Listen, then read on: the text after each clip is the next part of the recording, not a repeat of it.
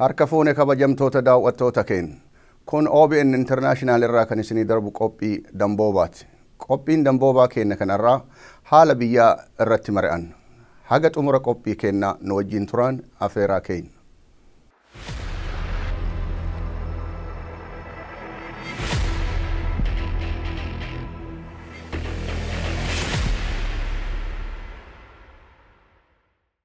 Guyyaadhaa qophii teenya Damboobaa irratti keessummoota lama qaba. Keessummoonni kiyya Muhammad Adam Jilootii fi Abdurrazaaq Adam Jilooti. Isin lamaanuu guyyaadhaa istuudiyoo keenya Minisootaa jirutti dhuftanii haala biyyaa irratti akka waliin mari'annuuf waan nu argamtaniif anaa dhuf baga nagaan dhuftan isiniin jedha. Ana galatooma. Mee akkuma beekamu abbootiin keessan gaafa roorroon hammaatte gaafa gabrummaan fala dhabde qawwee fudhatanii sirna roorrisaa san ofirraa buusuuf gara bosona Oromiyaatti ba'aniiru. Mee bara san keessa akka nama abbootii keessa wajjin qawwee qabatee ba'eetti maali wanti bara san akka qawwee qabataniitiin bayan isaan taasise, miidhaan isaan irra ga'e, roorroon isaan irra ga'e maali?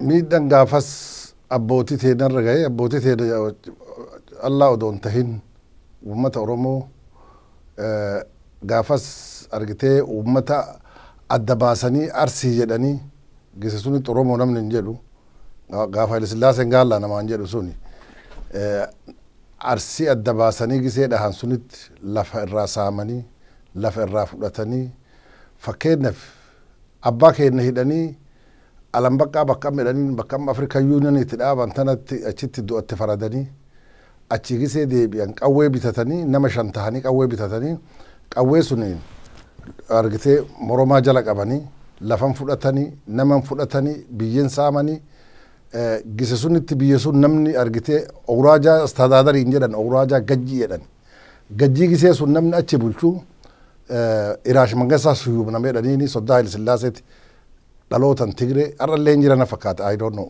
waan jiru na fakkaate ummata waliin qubatu Arsi Oromoo ummata Oromoo waliin qubatu Boorana Arsii Gujii jara sadii kana waliin qubata Arsii adda baasee yaamee Arsiin biyya tana wama irraan qabdanii kaa'edhe abboonu biyya tana itti dhalanne biyya tana waliin qabnaa biyyaan kaasinaa jedhanii kadhatanii didanii armaa deemanii Haile Sillaasee bira Akiliiluu Abtii Waldi bira deemanii Akiliiluu Abtii Waldi Haile Sillaasee nu geesse jedhanii Haile Sillaasee itti geessanii Akiliiluu Abtii Waldi illee namichuma waliin bahee wamaa qabachuu dadhabnaan deebi'anii lolan.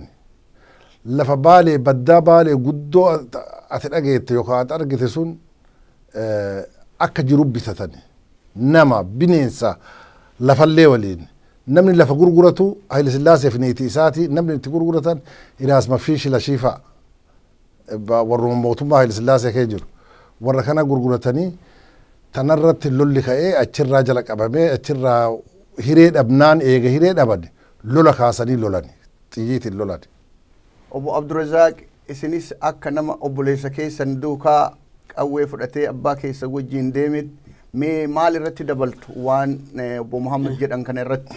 Galatooma dhugaadhaa yeroo sanitti irraa diqqaadhaa akka isaanii kanas maqaa namaa waan adda addaa kanas hin beeku qabsoo san irraa haga dhageettii qaba malee haga akkasitti maqaa fi waan adda addaa kanan beeku abbaan keenyas akka nyaan jedhan sani dhammoo irratti hin beeka ijoollummaa keessatti itti guddadhe malee an guddisee hin beeku kan an beeku yeroo jalqabaa fi bu'uura bahansan abbootiin teenna baate wan irra bayan aadaan baddee afaan badanii miidhaan dhuftee gibirri humnaa ol tahee kaffaltii seeraa tokkollee hin gaafatanii tuffii malee dubbiin hin jirtu gaallaa malee oromummaan hin jirtu namni maqaa yoos gaallummaa kanaa guddoo diddaa hin qabu wanni ammoo diddaa qaban siin bitamnu irratti diddaa qabanii muratanii manguddoonni keenya alatti bahu hubannaan irra nulleen agarree irrallee dhaqqabne kana gizee isaan galan qawwee qabatanii dhufan ani ijoollummaa tiyyaan ka beeku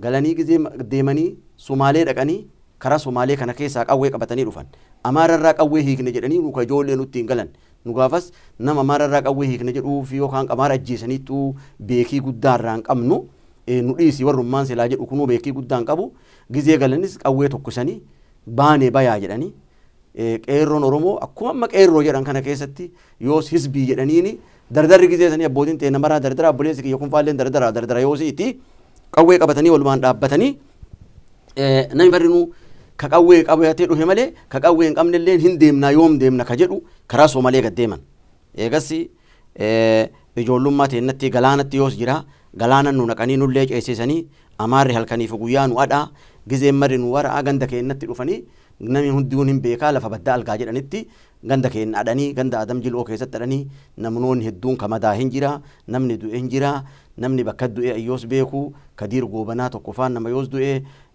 namni biraalleen kamadaa yoos hin jira Hasan Qurii nama jedhan faatti yitiin armaan lubbuu tanaan seentee akkanatti deemanii ni yaalan mana yaalatti hin beeka tokkollee ka du'eef kaanillee akkasumatti baqannee galaana san ceenee adamuu keenya akkas beeka wannan irraa guddaa beekellee amma keessa beekee diiteelii hin beeku malee jalqabni isaanii akkasii ammoo keessa guddannee gara duubatti irratti beekuu hin dandeenya gara duraa keessatti ni akkasuma ijoollummaa geerana argaa waan baay'ee si hin beeku. Tole ammas gara Muhammad deebi'a. Abbootiin keessan gaafa roorroon hammaattee qabsoof ba'an gabrummaa tana hiddaan buqqifna yoo dadhabne immoo ilmaan itti guddifnaa jedhan isinuu isaan wajjiin baatan gabrummaa kaleessa isaan hiddaa buqqisuuf sochoosan san gabrummaan sun hoo adha buqqaateetti wanti kaleessa abbootiin teessan isinis qawwee qabattanii baataniif bakka geetteetti gaafiin isaanii adha deebi'eera.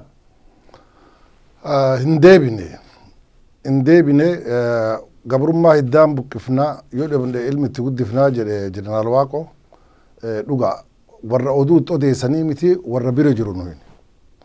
Fakkeenyaaf bara 1962 Haile Sillaaseen Baalee dhufe nama walitti yaame gisee sun Goobba katamaan amma roobeedha malee gaafas bulchaa Goobba waan ta'eef Goobbaan nama walii yaame waan jedhe Haile Sillaaseen nu hini amantilleen tokko biyyalleen tokko afaan keennalleen tokko wanni keenya marruu tokko maal irraa qabdaa jedheen aadan jilootin lakki nu tokkoo miti jedheen amantilleen tokkoo miti afaanilleen tokkoo miti biyyalleen tokkoo miti walitti dabalamne kaatee tukan nu walitti hin dabalamne jedheen afaan yoo taates akkasuma mormanni warri keenya abbootiin teennaa xiyyiiti yoo taatellee akkasi waan abbootiin teenne sun jala qabdee hagi tokko irraa deebi'e bakka hin geenne malee gisuma tokkoon xumuranii bakka gahuun fakkeenyaaf ardha mootummaa ardhaa tana keessatti TPLF biyya sun qabattee waggaa 27 bulchitee deemanii ardhatti namni Oromoo fakkeenyaaf abiyyuunfaa ka dhale nuhu lola keenya sun dhale ifiin hin dhufne odoo gaafas abbootiin teenne jala qabuu baatte hin dhufani hagas dhufanii ardha argitee nama Oromooti biyya tana bulchaa nama Oromootti arme jechuun suniyyuu waan guddaa achirraa dhufanii. Yaaduma amma kaleessa biyya teenna irratti afaan kennaan hojjechoo afaan kennaan barachoo aadaaf amantii kenna guddifachoo irratti rakkootu jiraa. Qabeenya kennatu saamamee jedhanii qawwee isaanii fudhatanii ba'anii falmaan isaanii sun sadarkaa olaanaatti geettee haga ummanni qotee bulaa sun ka tooftaa waraanaa hin baratin ka gootummaa isaanii qofaan ba'anii haga xiyyaara warra Ingiliis baddaa Baalee keessatti hargufanii lafatti harcaasaniitti ga'aniiru. Har'a ammoo hoo qabsoon isaanii sun deemtee adha naannaa keenya keessatti Oromiyaa keessatti biyya teenya keessatti ummanni Oromoo afaan isaatiin ufiin uf bulchaara wanti hafellee yoo jiraate mee bakka kanatti jijjiiramni hin jiru gaafas irraa ka gaafas sa'allee namallee lafallee waliin namarraa fudhatanii gurgurachuun turte adda hoo wanti sun hin jijjiiramne laata? In jira jijjiiramni akka gaafas irraatiif amma yoo waliin laaltee jijjiiramni hin jira. Maalifi arra ka dubbattuun afaan kenna televizyiina qabna afaan Oromoo ka raadiyoo cabsanii televizyiina tarsaasan jedhan sun raadiyoo iyyuu bira darbanii arra televizyiina iyyuu afaan kennan bakka bakka banamamee jira. Gizee dargiin jiguu gahe moo hin beeku Harar keessatti afaan kennan banan bara 1960 wayi keessa daqiiqaa 5 daqiiqaa 10 raadiyoo Magdashootti afaan Oromoo banan namni gaafas banee Oromoo Harargee Ayyuu Abbakar nama jedhaniin faa hin du'e tokkoma dhiyootan asit du'e kumum kanaan du'e torbaan dabre keessa du'e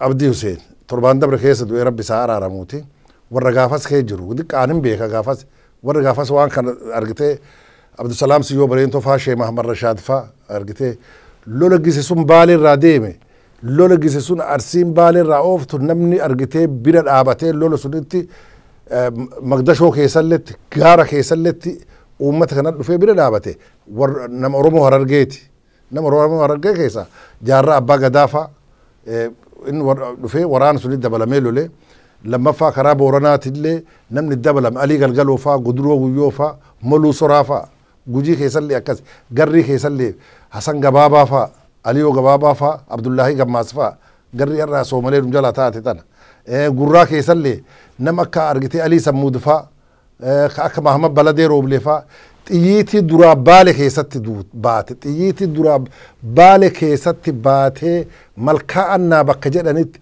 waraana Sheelaqaa Buzunaan deemuun Jeneraal Waaqoo Soomalirraa dhufee xiyyiitii duraa baate namni xiyyiitii duraa suniin du'e nama Oromoo ka Gurraati ilma Mahamad Baladee Roobletti Ahmad jedhaniini isa namni duraa du'e. Warrum sunni tarra isaalleen Soomalee nurraa taa'an malee Soomalelleen teennuma garuu nurraa hin jirtu tokkuma nu hini garuu argitee akkana dubbiin dura akkasiin itti kaate. Mee obbo Abdurrazaaqi gara keessan deebinaa qabsoon kun dhawaataan isinis dhaqqabattanii nama rasaasa dha'aa ture keessattuu jarmaa siyaasaa adda bilisummaa Oromoo keessatti waraana guddaa turtanii haga hidhaa dhadhamtaniittu. Mee gaafiin guyyaa gaafasii sun yoo addaan walitti bikkitanii ilaaltan jijjiiramni jira wanti adda Oromiyaa keessa mul'atu maali? Galatooma dhugaadha.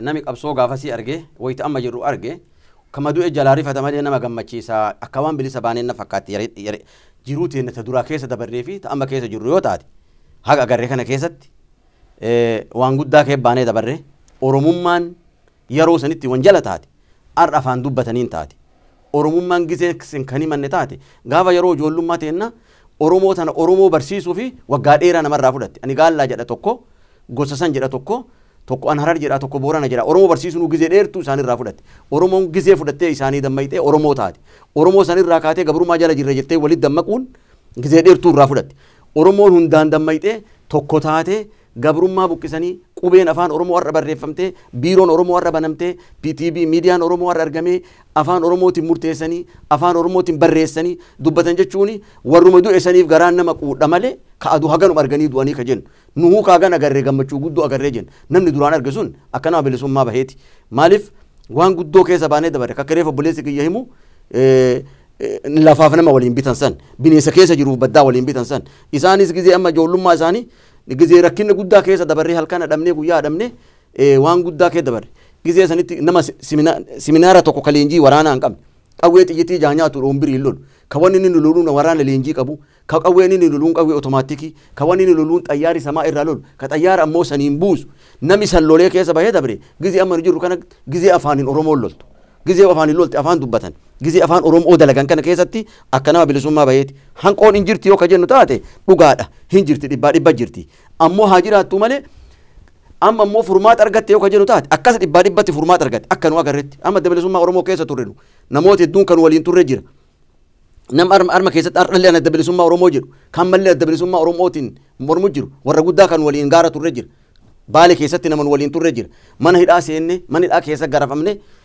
bakka hedduu baanee haga hidhaa kunnoo taaddasoon weessan takka nama hedduu keessa baanee karaa kana dhandhamnee kee waliin baanee dabar gizee san keessatti maqaan Oromoo wanjala gaafas dhiisii naayini waanii asiyyuu waan naayini waanii gamasii guddittii keessa baanee dabar ka uummanni Oromoo hedduun hin dammaqin san dhiisi waan naayini waanii haga adda bilisummaa Oromoo shaartara keessaa baatetu namni san argayyuu bilisummaa baanee jedha maaliif maqaa Oromoo himatuu wanjala taate adda bilisummaa Oromoo nama fi katabee jira nama kamiin ifirraa haqa jedheef haqa qaama fi muruut jira amma immoo adda bilisummaa Oromoo sanii biyya galee biiroo keessa taa'ee an adda bilisummaa Oromooti barcumaa hargadhu jedhee ittiin gaafii qaba gaafii isii hin deebitimoo hin deebituu yaada isaanii wal morman haa taatu malee bilisummaa akkanam argateeti amma waan guddoo gammachuu itti qaban keessa jiran hanqoo jirtu keessa ammoo fooyyeffachuu mari'achuu afaanii waliin dubbachuu nama afaanii waliin dubbannu ardhaan duran arganne haga Oromoo haga Itoophiyaa keessatti bullu keessatti nama Oromoo jedhanii afaan keenya waliin dubbanne yookaan xaqalaa ministeera tahee yookaan xaqalaa ministeerii gad tahee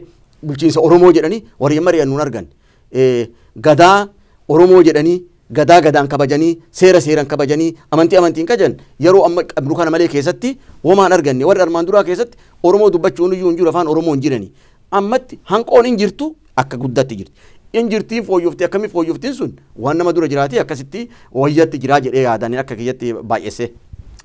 Mee gara Muhammad Deebaa ammallee akkuma beekamu bara 2018 keessa rakkoon Oromoo haga wayii fooyyoftee qeerroon Oromoo waggaa 4 harka qullaa karaa irratti baatee laphee isaanii rasaasaaf kennanii haga qeerroo 5,000 achii ol wareegamanii humna gabroonfataa TPLF dhagaadhaan buqqisaniitiin goda isaaniitti deebisan achi keessa qabsoo Oromoo keessaa kan dhalatee ol ba'e tiim lammaa kan jedhamu yookaan lammaan kan hoogganamuu fi Dr. Abiyyiin kan geggeeffamu dhaabbatuma kaleessa OPDO jedhamu keessaa ol ba'e gaafiin Oromoon gaafataa turu sirriidha.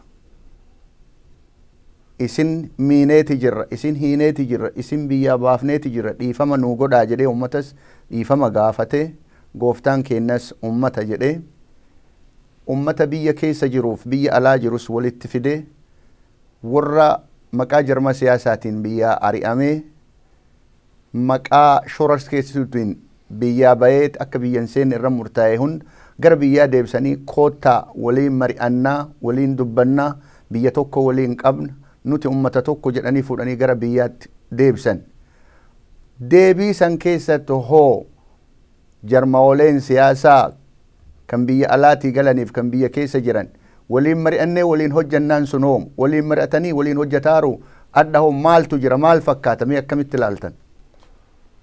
Gaafii gaarii warri durii argitee mootummaa TPLF waliin ture dhiifama gaafatee bakka tana qabsoo Oromooti dabalamu waa gaarii dhugaa qabsoo Oromooti dabalamanii tiim lammaa jedhanii itti dabalamanii uummati Oromollee ka ala jirullee uummata Oromoo callaa odoo hin ta'in uummatuma Itoophiyaa ka ala jiru marayyuu deebi'aa jedhanii deebisan waan gaarii godhan kun waan gaariidha haa ta'u malee amma gara Oromooti yoo deebine dhaabbotiin Oromoo hedduu jira dhaabbotiin Oromoo tunini ala kanaan rakkina qabdi rakkin ala kana qabdu ka ammallee biyya deebisan waliigaluu dadhabdee rakkinni sun baattee biyyatti hin deebite warri ammoo kalee argiteen nu hin mootummaa TPLF waliin turree waan armaan dur dabrellee dhiifama nu godhaa koottaa jedheen karaa ifii kakalee sunirra inuma jira namni argitee ammallee wal mormu ka wal mormu ka ala kanatti nu hin maalifi dhaabatana keessa turre adda bilisummaa Oromoo keessa turre dhaabdi guddoon humna qabdu ka maqaa guddoo qabdu adda bilisummaa Oromooti facaatee turte akkuma facaate suniin biyya deebite tan facaate sunitti ammallee biyya keessatti wal ta'uu dadhabdee wal cinaa deemti tunin argitee mootummaafillee gaarii miti uummata Oromoofillee gaarii miti tanaafiyyuu osoo walii galanii akkuma argitee biyya deebisan suniin tokko tahanii mootummallee waliin dalaganii wal qabatanii waan takkarra bahanii waan Oromoo kan osoo fiixa baasanii gaarii ture. Bareedamee obbo Abdurazaaq akkuma beekamu WBO'n waraana bilisummaa Oromoo jechuudha. akka Oromoon hunduu beekutti woboon kun ka jarmaa siyaasa tokkootii miti. Oromoof qabsaa biyyaaf qabsaa. Yeroo ammaa kana keessatti kaleessa waajjira guddicha masaraa mootummaa keessa kan jiru nama biraa ture. Har'a ammoo nama Oromooti. Waliin mari'annee rakkoo hiikkanna jedhamee humni lamaan qawwee hidhatee kan gama lachuutu Oromoo yoo qawween wal dhaye kan injifatu ni jiraata. Dhugaadha hedduu galatoome wanni kun baay'ee waan nama gaddisiisu waan nama ajaa'ibsiisu waan silaa dhuffatan waan silaa dubbatanii miti waan dhuffatan waan fokkata abba dhuffataa jedhan Oromoon Oromoodha namni Oromoo lolu Oromoon hin lolu namni Oromiyaa lolu Oromiyaa irra lolee Oromiyaa irratti dhiiga buusee naannoo Oromiyaa tarsiimoo isiin balleessu addi bilisummaa Oromoo dhuguma akkuma reefullee buleessi kee jedha sanii alatti bahanii gizee ala bahanii faca'an rakkinni nama facaasa gabrummaan nurra turte namu wal komata namni adame wal komata komii kanarratti miidhamaanii walillee miidhamaanii madaan walitti biyya sanitti deebi'an madaan biyya sanitti hin deebi'an gaafa gaafatan waan arda dhufe kana bu'urri isii qabsoo durii san irraa qabdee adda bilisummaa Oromootiin taa macaatu lama keessaa baate irraa wal qabsiiftee haa taatu malee jirjiirama irra dhufe kana qeerroo biyya keessa biyya guutuu keessa alaa keessa dammayxetti akkuma sarreefuu tanallee tuutan san qoma fi ibiddatti kenne masaaraa malee lola xiyyitiin tahinitti afaan ifiitiin dhiiga kana fidee masaraa mootummaa balbala jalaa banee jechuu balbala isaan jalaa banan kana balbalti yoo banamte nama hedduu seenaa jechuu warri waa barate sin seenaa warri waa beekuu sin seenaa ka waan beeyne sin seenaa jechuu balbala banamtee Oromoon seente tana namni seeni Oromoo namni kaaselleen Oromoo Oromoon eenyu fidadhan jenne akkuma fedhe tahee yaadu walii galaatiin warruma dura achirra ture ogummaallee qabdanii amma tokko taane waan jedhuun achirratti waliifate gaafin ummanni ibidda keessa du'e sun gaafate sadiitti dhufe sadeenuu deebi'uu dadhabde warra bulchiinsa gubbaa jiru faayidaa Oromootii fi afaan Oromoo gaafate ummanni keenya tokko lachuu deebi'uu dadhabde hin deebine gammaatitti mootummaan hin deebif tokko rakkoo tana taati lama eega alaa galtan tokko taatanii baatanii kudhan taatanii dhuftanii tokko taha nutti koottaa jedhee qeerroon teenya qarreen teenya ka du'elleen ka ilmirraa du'elleen ka fi du'elleen nama qabrii jiru kan ta'e namni dunyaa jiru maraa san gaafate warri walii gale ka alaa galellee deebisuu dadhabe dubbitan hin deebifne akkasuma dhiise deebisuu dadhabuun sun Oromoo moohattuu miti tokko Oromoo takka gaara jirti waraana adda bilisummaa Oromooti waboodha Oromoo jedhee lola kuni waraana Oromooti Oromoo tarra biyya bulchaa Itoophiyaallee haa ta'u Itoophiyaa warra Oromoo bulchuu jiraa jedhan warri kullamii wal moohata akkasan jettan keessatti wal moohachuu hin danda'u Oromoon moohattu Oromoon ibiddaan Oromoon moohattu Oromoon uummata aadaa qabu uummata aadaan bulu uummata amantii takka qabu uummata biyya takka qabu uummata gosummaa takka qabu nama marii waa hiikkachuu danda'u gosa beektuu qabdu biyya aadaa isii jalatti hundooftee galma gaaddisa aadaa isaa jalatti hiikkachuu waa danda'u jechuu hiikkata dhabuu kana nu hin amma warri amma umriin keenya gahe kun diqqoon tuffanna warra tuffadhaanini marra amma waa barate kana maaliif jennaan gaafa waan beeyne san uummanni keenya keessa gaafa waan nama ajaa'ibsu keessa diqqoo duubatti yoo san deebise gizee jalqaba qawwee bulquraati ba'an afaan Amaaraallee nama barreessu nu keessa hin jiru hin qabnu nama afaan Amaaraa barreessu nama tokko Sheekh Muusaa Baatii afaan Arabaa barreessa afaan Arabaa kanaan barreessaa godhatan eegas deemanii Hararii namni dhufee achii namni dhufee jaarraa abbaa gataan faan dhufte walitti dabalamanii eega walitti dabalaman nama afaan Amaaraallee barreessu arganii nama afaan biraallee barreessu arganii buusan warri waan takka akkasitti hin baratin ka jedhu kun ani ijoollummaatti yan gaafa beeku gaafa xayyaarra amma bu'ee jedhan san jaarraa abbaa gadaa ka kaamiraa waraabu arge kaamiraa kanaan gisee san ijoollummaatti yan waan jedhan waan xayyaara buusatii jedhan hin beeyne gaa nuutti wallaalli gisee san akkas guddaa sun mari'atee waa hiikkata marii yoo wal dhabe hiikkata Oromoon arrabsu Oromoon jedhu Oromoo yoos Amaaraa waliin duultulleen guddoon duulti Oromoo guddoon xayyaaran deemtulleen Oromoo waraana egeranyaa ka deemullee nami deematuun Oromoo san yeroo san keessatti ammoo mari'atee hiikkata marii hiikkachuu danda'uu qaban malee Oromoo moohatti jennu keessatti Oromoo moohatti jennee xiyyitii moohatti jennee amantaan qabuan dhibbaa dhibbatti. Gara Muhammad Deebaa akkuma beekamu Oromoon gaafa biyyaa baatu 91 dhaabni Oromoo guddaan Oromoon abdii irra kaate adda bilisummaa Oromoo tokkocha ta'e haga waggootii 26 biyya alaa kana keessa jiru addaan faffaca'ee bakka adda addaatti caccabee hedduu ta'e haga caccabee gara gandaatti naannootti galuutti deebe haalli sun hammaateetiin biyya alaa keessa Oromoo addaan facaase ammas wanti sun biyya keessa deebi'ee Oromoo gamtaan humna tokko taatee diina ofirraa kaafte san ammas deebi'ee adda adda facaasaa jira haalli akkanaa kun Oromoo rakkoo keessatti waan tursiisuuf miidhaas waan geessuuf Oromoon tun akka sirna gadaa isaaniitti akka aadaa isaaniitti rakkoo kana waliin mari'attee waliin fixachuuf maal godhuu qabdu jettu? Gaaffii gaarii wanni godhuun irra jiru Oromoon Oromoon mootu. Mootummaa amma Itoophiyaa ta jirtu namni deemuun Oromoo. Waraana guddaa qaba jedhee yoo har'a itti duule waraana Afrikaa keessaa yoo Naajeeriyaa fi Ijiptii yoo ta'in waraana lammaffaa yookaan sadaffaa waraana Itoophiyaati. Waraanni Itoophiyaa kan humna qabu kun Oromoo immoo maaliif waan Oromoon deemu ka alaqawwee tokko sulleen Oromoo immoo wanni Oromoo waliin moohuu dandeettu akka amma nuufsi waliin teennu kana waliin teettee akka aadatitti akka aadaa Oromootitti waliin haasa'u. Mootummallee yoo warra kana arra qawwee mooha yoo jedhe kijiba immoo warri ammallee gaara keessa jirulleen lollee gomololuuf iyyuu hin qabu wanna irra lolaniif iyyuu hin jirtu wanna irra gaara keessa ta'aniif hin jirtu maaliif ka mootummaan deemu eega Oromoo ta'e dhufanii waliin taa'anii haasa'uutti irra jira malee nu haga yoomi as qawwee baannanu Oromoon haga yoomi as qawwee baatte Oromoon haga yoomi as dhiiga jigsiti Oromoon haga yoomi as duuti nama waliin haasofnu nu arganne waliin haasa'uutti irra jira Oromoon aadaa qaba aadaa walirraa fuudha aadan walirraa fuudha warra markaa mootummaa harkaa qabu chaansii haa kenninuuf yagan haa deemuniini yookaan irraa haa fuunu kan irratti haasa'anii haasa'an fixatan malee qawween womaan diinaa karaa banuun Oromoo wal jeesuun diinaa karaa banu kun dhaabachuutti irra jira Oromoo waliin haasa'uutti irra jira. Amma fakkeenyaaf Gujii fi Booranaa fi liqa Oromoo keessa lola jiraa jedhan liqa Oromoo bilisoomsanii no kun hin ta'u kun waan hin taane yoo loltallee Oromoo walii galtee lolti malee Oromoon gandaan loluun irra hin jiru Oromoon ammoo ana bakkeen tun anaan maltee fulaan tun anaan maltee ebeluun hin mallee jedhee loluun irra hin jiru wanni akkanallee hin jirti kun ta'uun irra hin jiru Oromoon abbuma fedhee tahee ka'ee Oromoon deemuutti irra jira argitee an ijoollee tana gaaf isiin biyya sun qabatte achi ture hin beeka lammallee hin beeka abiyyullee hin beeka akka si waliin haasa'e kanallee waliin haasa'e dargaggeessa amma lafaa dhufu ka wanni nami jedhuufillee hin galu ka wanni fuulu duratti dhufallee hin galaaf yoo karaa hin jirrellee karaa hin jirtu nama jedhanii karaa hin jiru kararraa yoo gorellee nama namaa fudhatu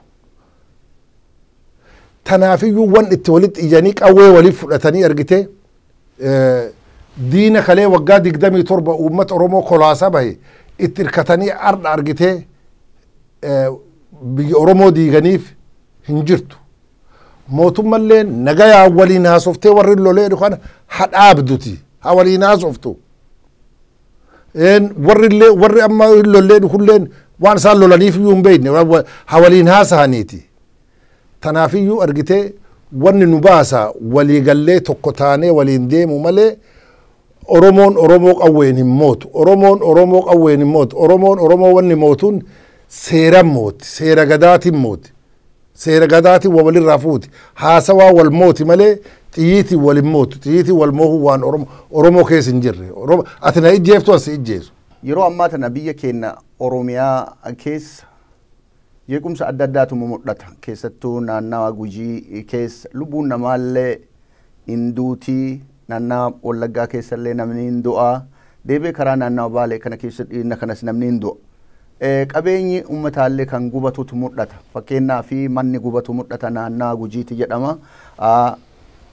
Warri uffata poolisii liyyuu haayilii poolisii Oromiyaa jedhu fakkaatu uffata aqmee qaamni mootummaa tokko yuunifoormii mootummaa tokko uffatee viidiyoo of waraabaa of mul'isaa qabeenya ummataa guba mootummaan ummata kana qabeenya ummataa gube haguma fedhe maaf diinan ta'in abbaa fedhe maaf hin ta'in qabeenya ummataa gube mootummaan bobbaasa yoo tarii qaamni adda addaa uffata kanas ibsa adda addaatu kennamaa ture uffanni poolisii Oromiyaatii fi liyyuu haayilii jijjiirameeras jedhama yoo alagaan yookaan diinnis uffata akkana uffiseetiin diinatti kennee waan akkanaa godhu kan taatus taate mootummaan biyya bulchaati jiru rakkoo akkanaa kana hordofee qulqulleessee ummataa maaf hin ibsine karaa kamiinuu taanaan lubbuun namaa du'uun qabu lubbuu namaa ka du'e mootummaan qabee seeratti dhiyeessee murtii barbaachisu kennuu irratti maal hanqina waa jiru fakkaata moo mee maal isinitti fakkaata bakka kanarratti? Dhugaa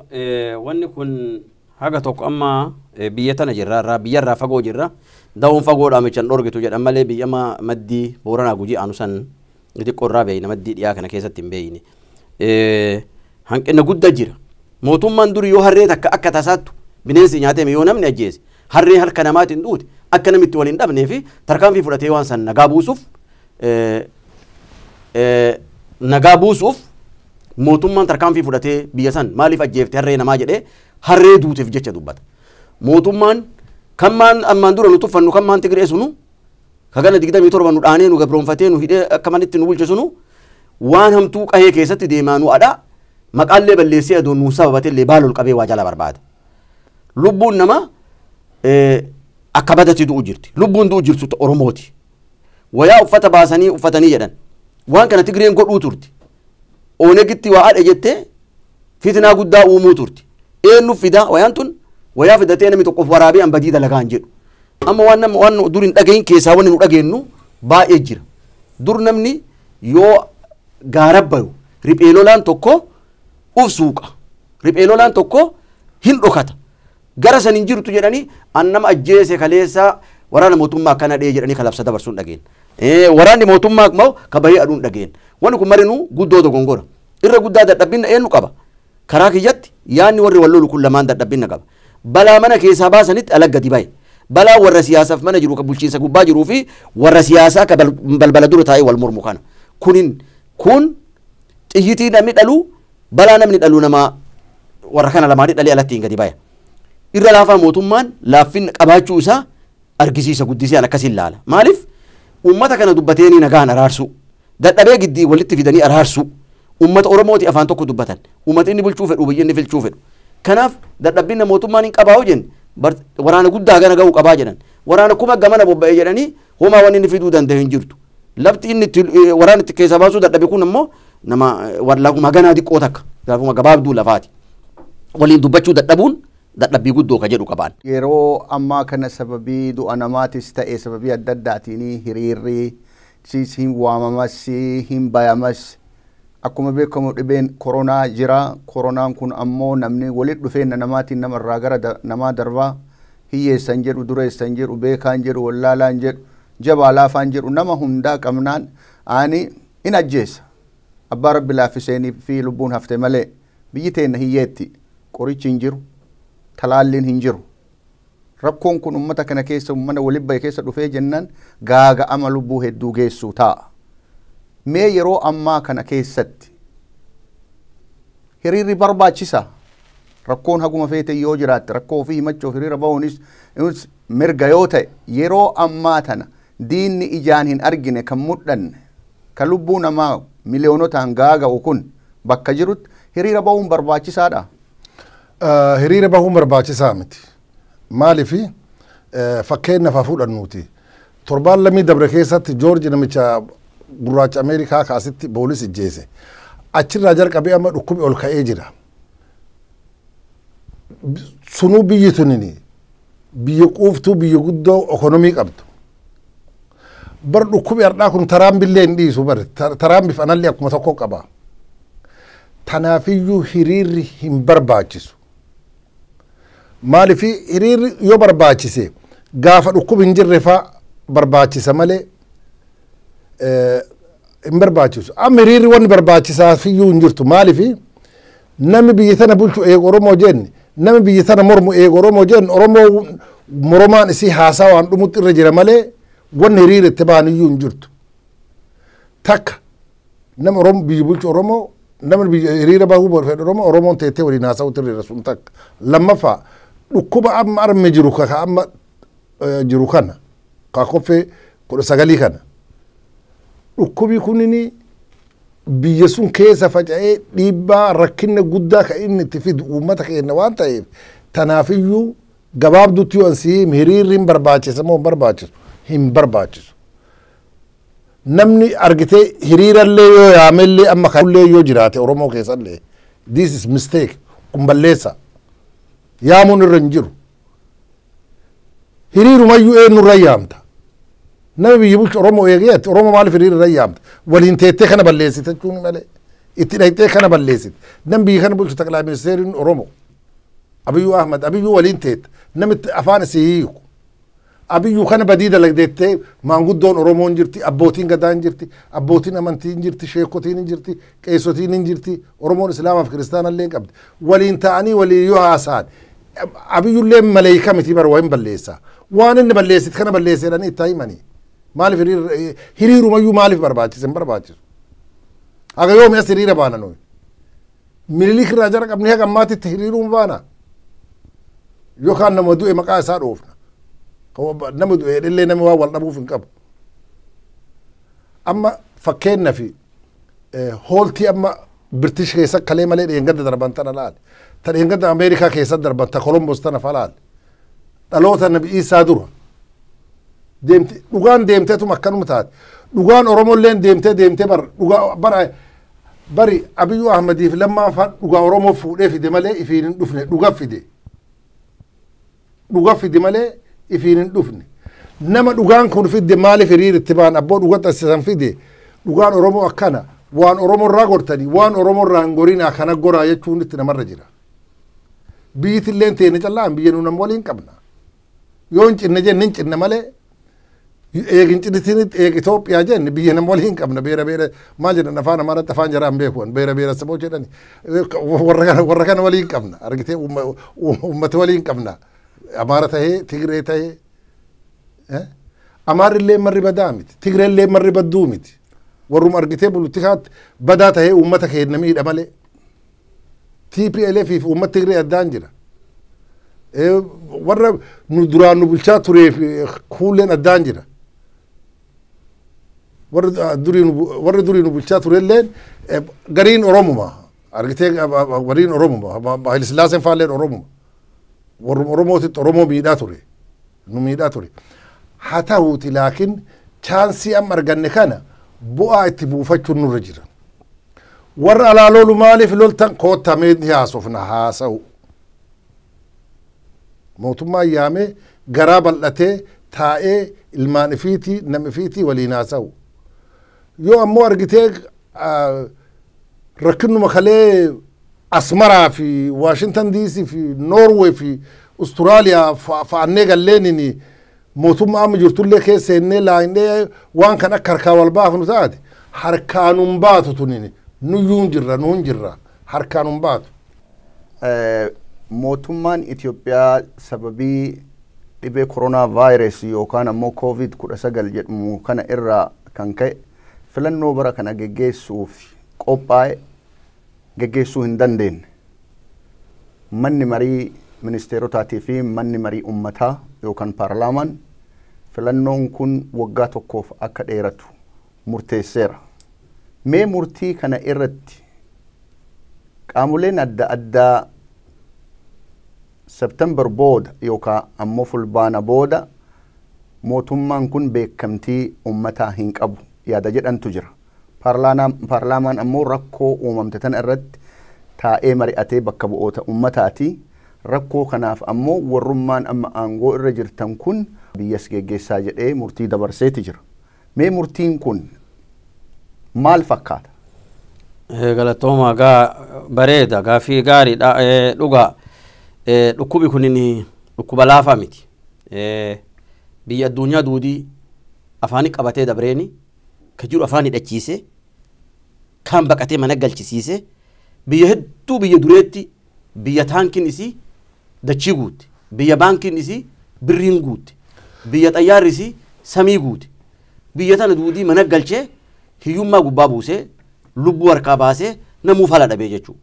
Dhukkuba akkasii kana keessatti biyya hiyyummaan isii namni ala bulu biyya baankiin isii wamaa keessa hin jirre biyya taankiin isii tokko lamaan dhadhaabbatu waa takka godhuuf hin dandeenyu jechuudha. Kun waan guddoo itti nami mari'atee ummata keessaa mircaa dhiisii mataa ka jirutti sabbata maranii jedhan yoo hin jirre mataan hin jirre waan itti maran hin qabu jechuudha sabbata. Kun yoo ummanni hin jirre mircaan hin jiru yoo ummanni jiraate mircaan jira yoo ummanni hin jirre mircaan hin jiru. Mircaa ummataa kana dabarsuun an akka laalutti warri dabarsee dhibbarraa dhibbatti qajeelaa jedha. warri morme ammoo deebi'ee halaallatu jedha maaliif ummata keenya miidhuu malee faayidaan keessa hin jiru ummata bulchuun yoo ummanni jiraate waggaa tokkotti yoo rabbi nurraa fixeyyuu boru ka jedhu qabaan sunu wagguma saditti nurraa fixe biyyi tun ammoo seera waggaa san keessa fixattee gadaan isii dhumatte gadaan mootummaa isaanii dhumatte gadaan isaanii dhumatte warri jedhu yookaan kana keessatti gaafa akkasiitiin booda gadaan isaanii dhumatte gadaan sun akka seeraati akki dhugaa jirtu ammoo akka miidhamaati bobbaa hedduu jira duula waraana jira duula deemu jira duula mormitooti deemtee ummata dammaffatu jira duulli kun deemuu hin dandayan biyya keessa ummanni waliin namaan qabamu amma gaafa mircaa buusuufi yookaan filmaata deemsisuuf deeman san waa walii qabamanii jira kun kaan filachuuf kun kaanti bobba'uuf kun kaan bobbaa addaan ittisuuf karaan banamuu qaba waan fa'amee biyya kee deemu jira meeshaa biyya kanaan filmaata goggodhame ka deemu jira wanni kun takka illee deemuu hin dandeetu biizinasa keessaa fakkeenya biyya san geejjibi biyya sanii barsantii 100 keessaa barsantii 40 qofti fa'amee barsantii 60 haafuu jechuu jiran lafa akkasii keessa mircaan akkamiin deema mircaan yoo jiraate biyya jiraate biyya akka biyya biraa gudditti akka biyya ta'e nu jirru tana fa'aan ilaalan kan manuma xarmuwatti amma mircaa buusuu jiranu kan dhufuuf buusuu jirra wanni mormitu jiru achuma kee dhufanii gizee biraa ilaallatan jechuudha mircaan keenya akkasii miti akka mircaa biyya guddatteetti ilaalu miti teknooloojiin sun waan kanan dhaqqabiniif wal duraa duuba waan jiraniif kanaafuyyuu warri dabarsee inni akka kiyyatti warri ilaalee dabarse warri seeraa kalaalee dabarse qajeelaa ka jedhu qaba warra ammoo morme sun kee deebi'ee mee hawaasa isaatiif waan inni yaade anatti mul'anne maaliif miidhame hawaasa waan guddaan kee jiruuf akkas ilaala. Mee obbo Muhammad yaada kana irratti dabaluu fi akka isin gargaaruuf akkuma beekamu boordiin filannoo yeroo kanatti filannoo wanti geggeessuu na dhoogu waan hedduu keessaa tokkoffaan warroota walaba ta'an filannoon kun filannoo amanamaa fi qulqullaa'aa akka ta'uuf warroota jarmaa siyaasaa kamiyyuu irraa walaba ta'an walitti fidee leenjisee seeraa feera filannoo san barsiiseetiin bobbaasa.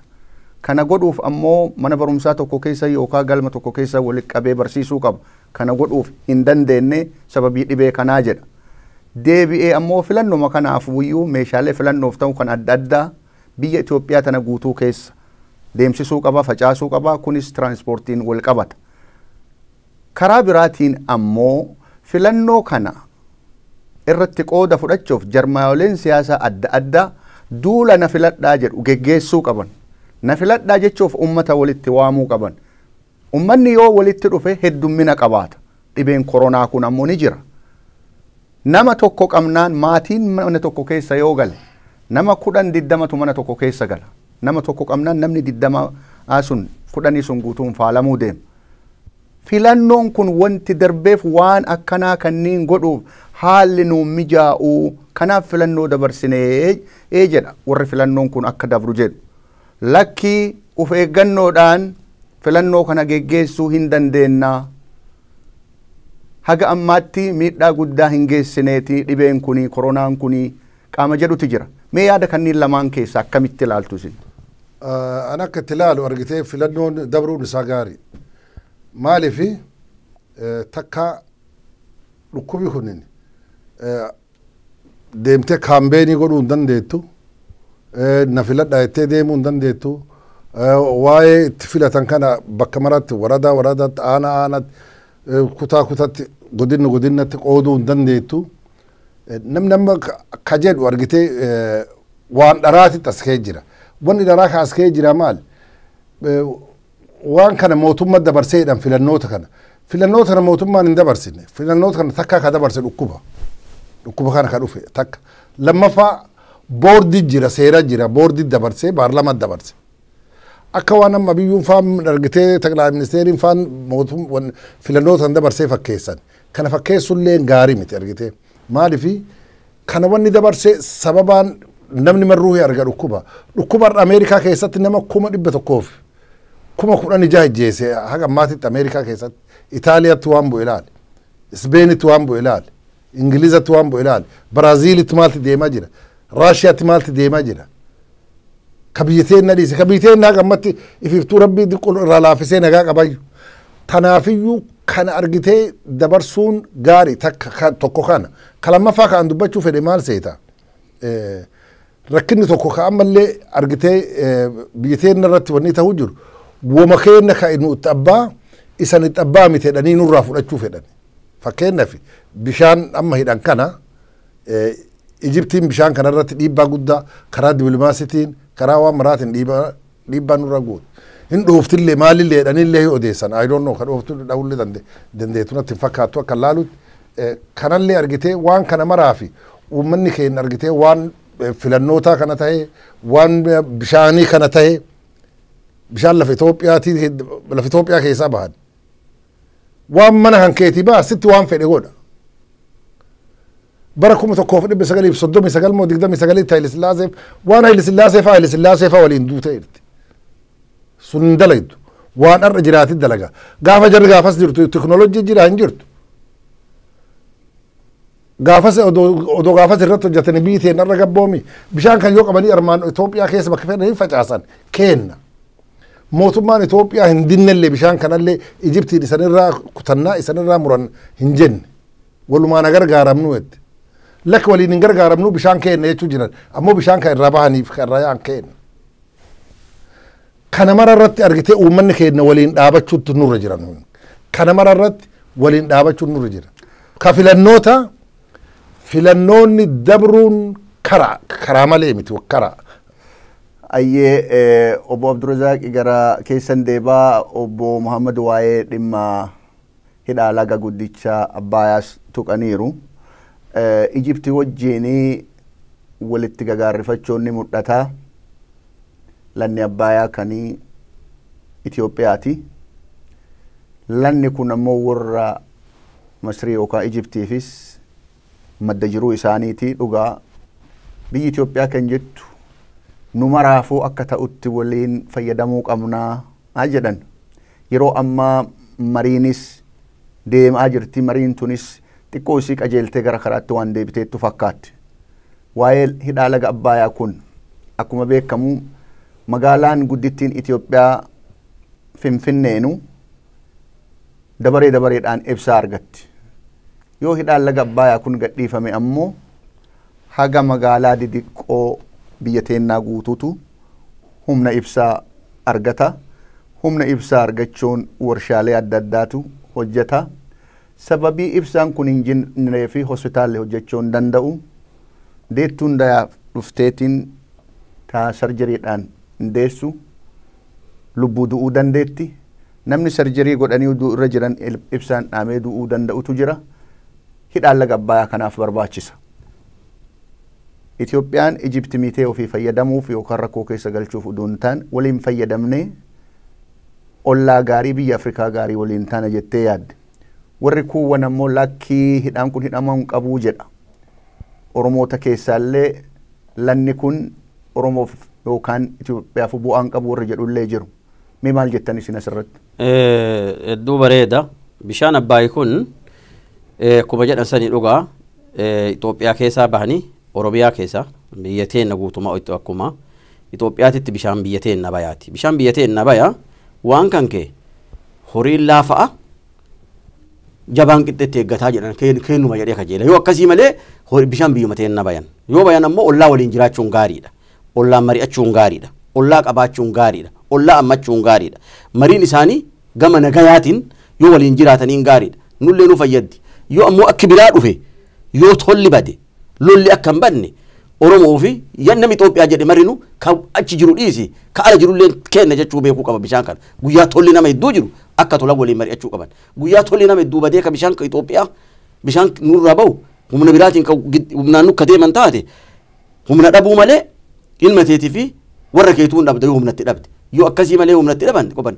Kanaafuu marii kana uummanni Oromiyaa faa keessaa kenna miti jedhu waan san laalcha bal'aa laallatee irra deebi'ee jirjiirami kun bishaan kenna fida jedheetiin azoolaalee baay'ee gaarii jedhaan. Tole obbo Muhammad amma akkuma beekamu qeerroon kaleessa tokkummaan kaatee diina falmattee ofirraa buqqiftee amma yeroo dhukkubni koronaa jiru kanatti ilmaan Oromoo keessattuu ilmaan hiyyeessaa karaatti baatee akka maletti akka hin dhumne wareegama hin barbaachifne akka hin kafalleef akka manguddoo Oromoo warra kaleessa roorroo falmatuuf loleetti ilmaan biyyaatiif manguddoo biyyaatiif abbootii gadaatiif qaama mootummaatiif warroota morkattoota yookaan dorgomtootaatiif rakkoo kana nagaan hiikkatanii fudhatanii biyya nagaa taate biyya badhaate keessa akka jiraataniif akka manguddoota dhaamsisin dabarsitan maaltu jira? Qeerroo Oromootis manguddoo Oromootis warra mootummaatiif wannan dhaamu akka walin laayne akka walin dhiibne kararra bahanii hiriira goonaa kana goonaa akka hin jenne. Oromoon hiriira wal irratti hin bahin, Oromoo wal ijjeesin. Kaabiraa kaan dhaamu Oromoon aadaa qabdi. Aadaa Oromoon nama harkaa qabu abbootii gadaati. Abbootiin gadaa akka isiin akkana abbootii gadaatii fi haadha siinqeeti. Abbootiin gadaa akka akkana callifte daangalle hin beeyne. Armaan dura aga barana wayyaaneen biyya harkaa qabdullee abbootii gadaa ta waliigalaa namni deemuun bayana sanbatooti takkaa callisee hin beeku. Warra har'aa maaliif calliftan? Hin callisina. Uummata Oromoo tokko godhaa. Mootummaaf uummata Oromoo walitti hidhaa. Kararratti hin bahina. Dhukkuba walitti hin fidina. Dhukkubaan hin du'ina. Rakkinna isaniif mootummaa lamaan jiru. Hedduu jiru. Haasawaan fixadhaa. Yoo dadhabdan abbootii gadaatiif maanguddoo fi warra amantii geeffadhaa. Antanum isanii dhaama. Rabbi isanillee afaan walee hagalchuu. Nulleen isanit dhufna. Nuuf isanillee rabbi waliin nu hafidu rabbi waliin nu hagalchuu. Hiriira dhiisi gizeen gizee silaa arabbahanii miti. Qeerroo teenna tanaan namni isan duraa lolee isan durallee warra qeerrooti jira. Qeerroon ammaallee qeerroo wal duraa duuba walirraa fuutee qeerroo taate. Warri duraa reefuu tana 1962 alabbahee sulleen 69 alabbahee qeerroo. Haga gizee sanii dulloomee jalaa tare. Qeerroon lammaffaan dhufte jalaa tarte. Qeerroon sadaffaan dhufte. Arra qabatte qeerroon sadaffaa. Hiriyaa isan argattan tana bagatti gammaddanii jedha. Kafaan keessanii dubbattan. Kafaan keessanii agartan. Qarreen qeerroon haati siinqee abbootiin gadaa markaa qabdan ka gadaadha qabdan. Kun waan gammachuuti. Gammachuutan ifirraa balleessitanii waan hamaan ifirraan dabarsina. Hiriira baatanii hiree qawwee hin tahiniin namni keenya du'ee hin dabarsina. Mari'adhaa yeroo tanaaf yeroo tasgabbeessaa gadhaabbachiisaa yeroo sanarratti hiree tana nu godha. Karaa biraatitti ammoo waan tokko jira. Teknooloojiin babal'attee namni wal arrabsa. Waan hamaa dubbata. Wanni sun irra guddoon qeerroo akeeyti. Nama keenya kun inni akkasillee beekee nama arrabsu. Waan hamaa dubbata. Nama miidiyaa kanarra dubbatee nuu galgala kana feetu waan nuun jedhan. Haa jedhanii. Silaafuu nama waa jedhanii maa nuun jedhanii. Waan nuun maa jedhanii kanallee komii guddaa akka ofitti sodaanneef hin jedhin. Wal arrabsuu miti. Wal sirreessuutti isanirra jiraata. Wal abaaruu miti. Wal eebbisuutti isanirra jiraata. Wanni isa wal dhaqqabne mammaaksi Oromoo waan jedhu arrabi lafee hin qabu dhaqqabee lafee nama cabsaa jedha. Miila dhoo qabu eedeeffattee arraba dhoo qabu eedeebbisuu hin dandeettuu jedha. Arraba keessan ilmaan Oromoo eeggadha. Oromoon aadaa qabdi. Aadaa teessan saniif fixadha. Keessattuu qeerroon nama tokko yoon arra dogongore guyyuma san ganama jala seenee gareen takka arrabsitee gareen takka arrabsitee Oromoon bakka lamatti fottoitti yaada keessaniif gadaa teessan keessa jechuu. Kanaafuyyuu uummata hiriira bahu qeerroon hiriirallee irraa dhaabbattanii arraballee warri feesbuukii gubbaa jirtan warri qeerroo gara nagayaa gara waliigalaa koottaa jettanitti guddisa lafti teessanii isanii qabata akkuma jedhan san foon harree haga dhowwan dhowwe dhuma galgalaa waraabessaa kennanii jedhan namni arra isin aga feetan akka feetan yoo wal arrabsitanillee lafti Oromoo teessan ilmaanuma qeerroo ka ammaa kana uf jalaa balleessitanii maqaa waliin balleessinaa jechuuf isaanii dhaamuu barbaade an kana jechuu barbaade. Muhammad Adam Jilootii fi Abdurazaaq Adam Jiloo guyyaa har'aa OBN International Studio keenyatti argamtanii yaada gorsa dhaamsa kana fakkaatu waan nu dabarsitaniif ulfaadhaa galatoomaa isiniin jedha. Galatoomaa. Thank you. Hayyee kabajamtoota daawwattoota keenya qophiin damboobaa keenya kan irraa waa'ee haala biyyaa irratti ilmaan gootaa wajjiin kan mari'ataa turre kanuma haga ammaa kana ture waan nu daawwattaniif galatoomaa ulfaadhaa isiniin jenna. Qopheessee kan isiniin dhiyeesse an Nugusee Bokiiti.